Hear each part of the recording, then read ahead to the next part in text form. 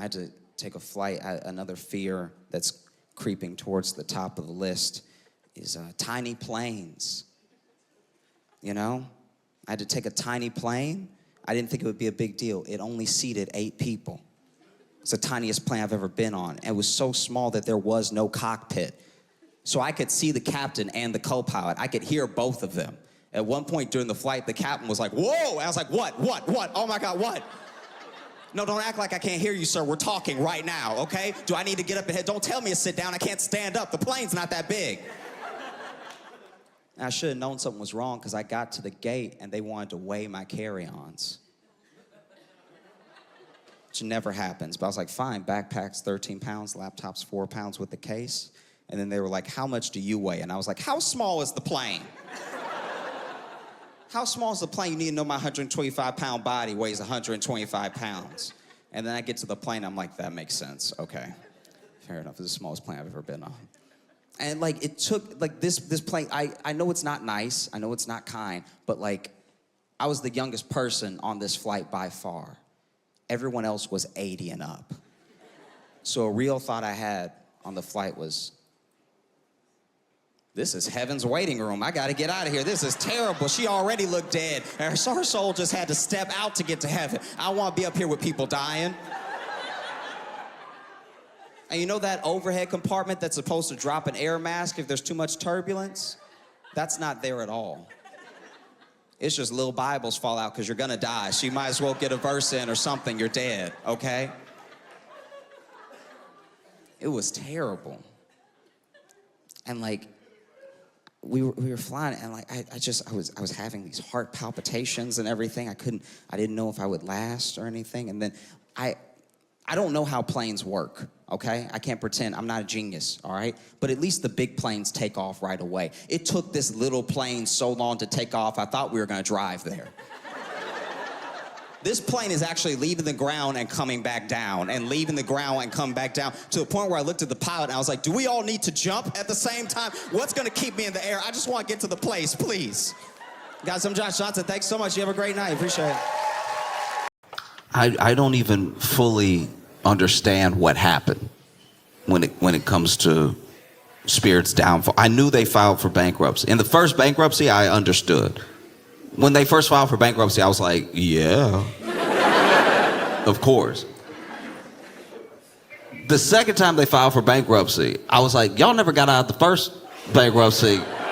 I guess I don't understand how business works at all, because I thought that if you filed for bankruptcy, you were bankrupt. I didn't know you could go back to court and be like, oh no, we broke.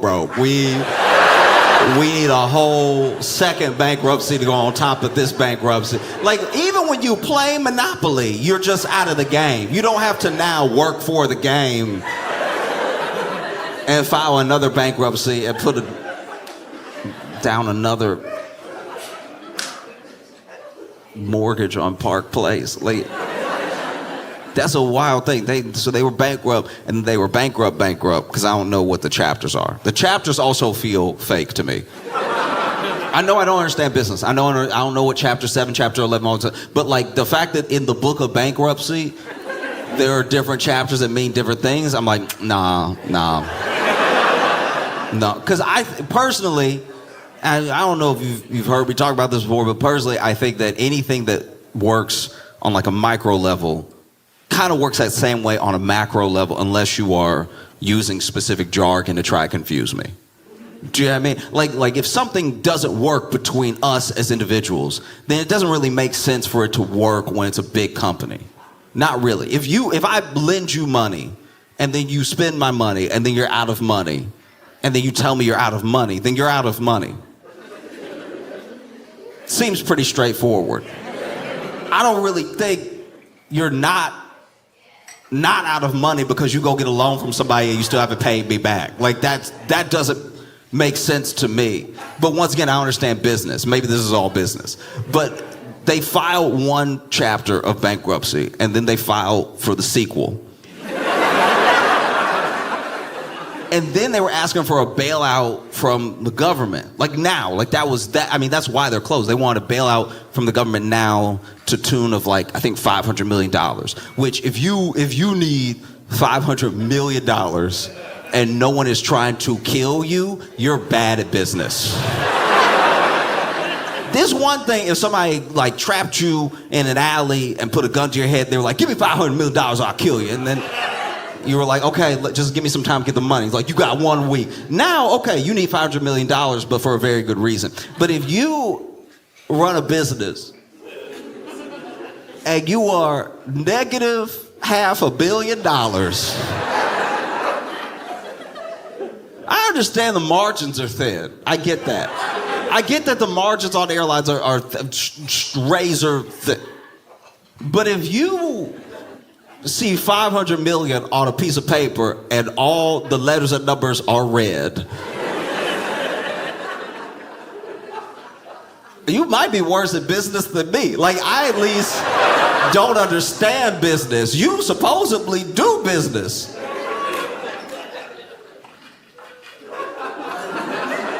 I've only ever been negative $24. I'm not saying I'm better at business than the people who are running Spirit, but I'm just saying on paper, I look fantastic. I've talked a lot about being on my phone. And I've only mentioned the internet a couple times. I think it's important to point out that the internet,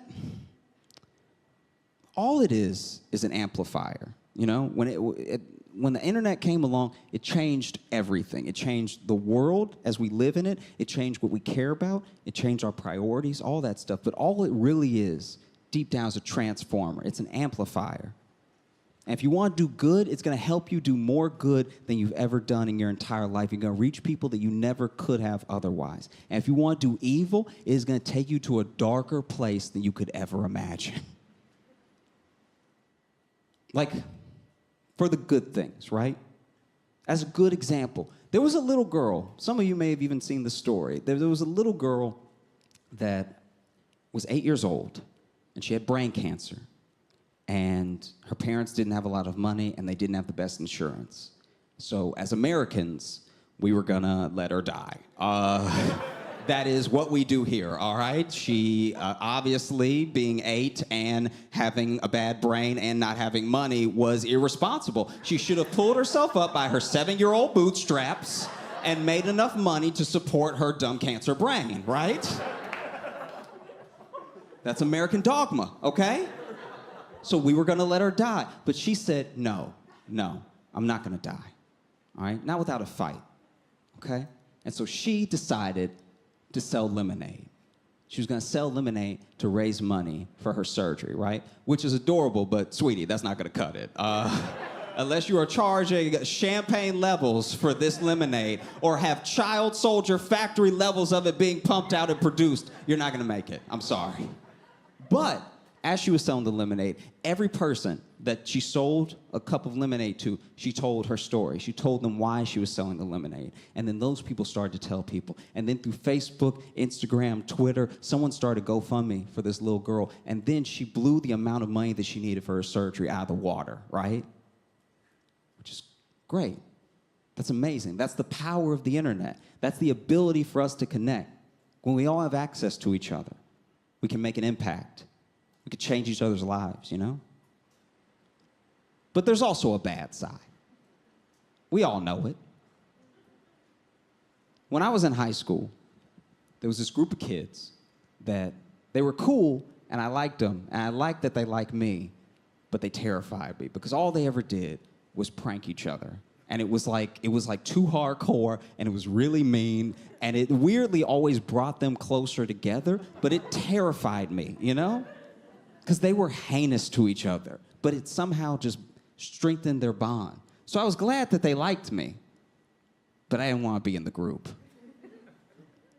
And it was 4 of them. It was 2 guys and it was 2 girls. And normally, like, the coming of age story would tell you that they're all going to hook up, but that's not what happened. Everyone in the group had a different significant other outside the group except for one girl. Her name was Beth. And it was hard for Beth to find somebody because she was too intense. She was a lot, you know? She always felt the need to up the ante, take things further than they should go, you know? Until she met a guy. She met a guy on the internet, and they hit it off immediately. She thought he was cute. They had the same sense of humor. they wanted to go travel the same places. And every day she would come to school and she would tell us about this. She would tell us, like, he's so cool. I like him so much. And here's what we talked about and everything. And then Friday came. And on Friday, she told me that he wanted to meet on Saturday. And I told her, oh, don't do that. That is a terrible idea. Because I should point out, this isn't online dating in 2021. This is online dating in 2008. Okay? In 2021, there's bios, there's mutual friends, there's pictures from multiple angles. In 2008, all you were getting with online dating was a description that was hopefully accurate enough to give the police. And so I told her, no, don't go. Because I should point out, this guy didn't give her an address to come to. He said, meet me in this neighborhood through this alley, through this door. And I was like, you honestly making it too easy to kill you. Do not go. That sounds like a murderer, okay? But she was young, and she was in love, and so she went. She went to that neighborhood, through that alley, through that door. And when she walked through that door, it was a funeral home. She was so confused. She was looking around and everything. She walked around the whole funeral home, and she saw that there was only one funeral, and it was his. And she was so confused. She was looking at him, looking at his family and everything. She couldn't understand it. And then she got a call on her phone, and it was her friends. And they had pranked her.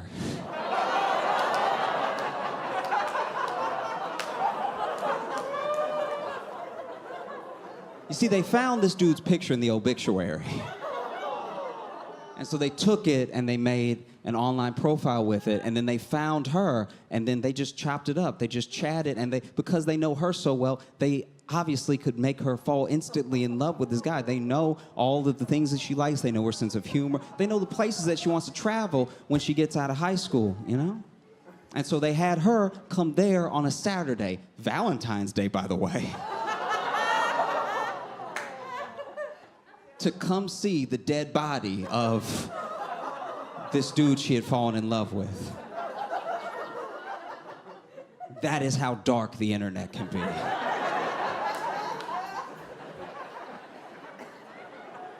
That is what happens when we all have access to each other. We can change each other's lives for the worse. I know right now you feel bad for Beth. Don't. Okay? She got him back. Over the course of a decade, she banged all of their dads.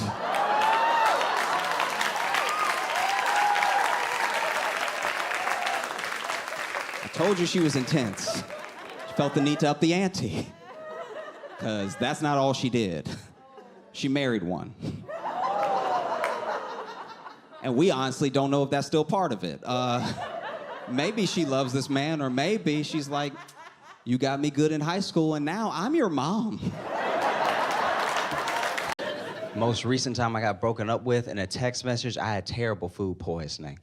All right? So I was at home on the toilet dealing with my food poisoning, okay? So I'm sitting there on the toilet, and my ankle buzzed.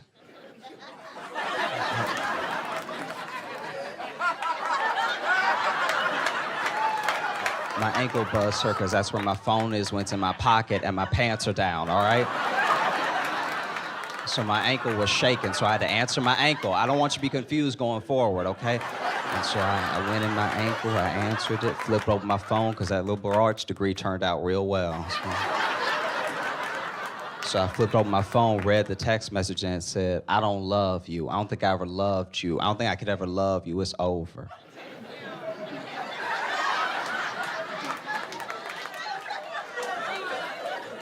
Now I feel like I've lost everything. Because not only do I have terrible diarrhea, but a complete stranger just broke up me. This is a wrong number. I don't know who this is. But then I text her back like, babe, we can make this work. All right, let's